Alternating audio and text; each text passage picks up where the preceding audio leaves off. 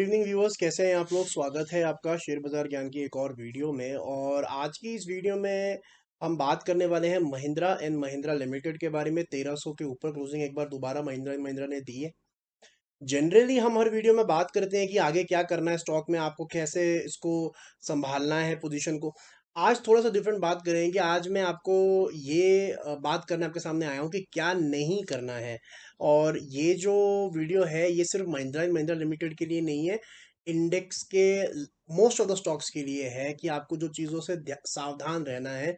अच्छा परफॉर्मेंस कर रहा है स्टॉक, लेकिन कुछ चीज़ें हैं जो आपको समझनी ज़रूरी हैं। तो चलिए शुरू करते हैं पूरा वीडियो। हम सिर्फ टेक्निकल एनालिसिस पे ही बात करेंगे और ज़्यादा खबरों के अंदर में नहीं जाएंगे। तो देखिए, सबसे पहले आपको ये समझना है कि महिंद्रा एंड महिंद्रा का जो स्टॉक है वो 1300 पे पहली बार नहीं गया है। मैं ये डेली चार्ट खोल के एक बार आपको बता देता हूँ। तो 1300 का जो लेवल है, स्टॉक कई बारी पार कर चुका है पहले।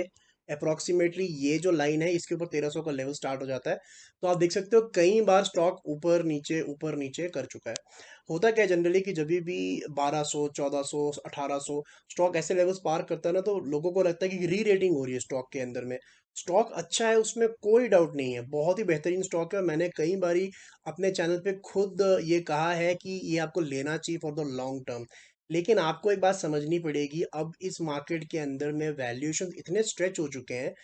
एक एक गो के अंदर में, मतलब आप ये समझ लीजिए कि अगर आप लंबा दौड़ना भी चाहते हो, आप एक सांस में एक एक हद तक ही दौड़ सकते हो, उसके बाद आपको ब्रेक लेना पड़ेगा।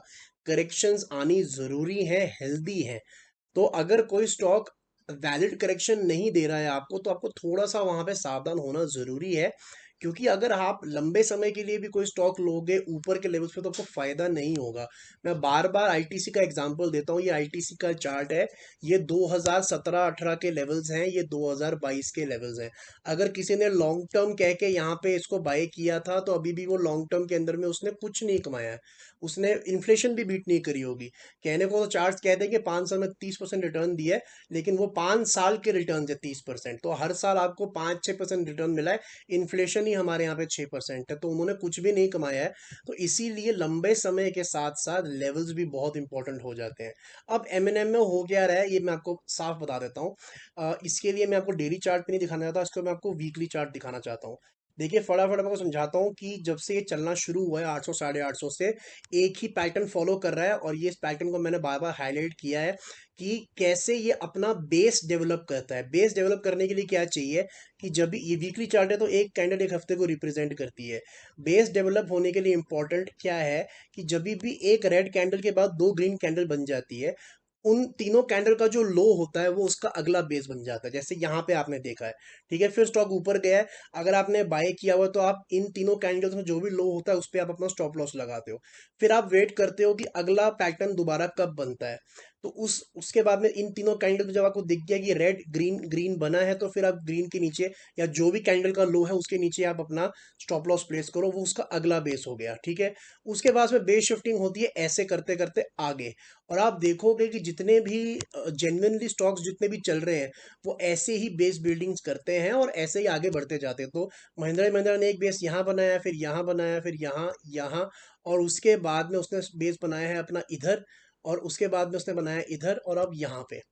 तो 1200 रुपए का लेवल अगर आप देखोगे कि स्टॉक ने जब ऊपर की तरफ हाई बनाया था लगभग 1338 रुपए का, उसके बाद स्टॉक नीचे गिरा। और स्टॉक कहाँ तक नीचे गिरा? स्टॉक गिरा 1200 रुपए के लेवल्स तक, यहाँ पे, ठीक है। उसके बाद में क्या होता है? उसके बाद में स्टॉक ने अपना 1338 का हाई दोबारा यहाँ पे बाईपास किया।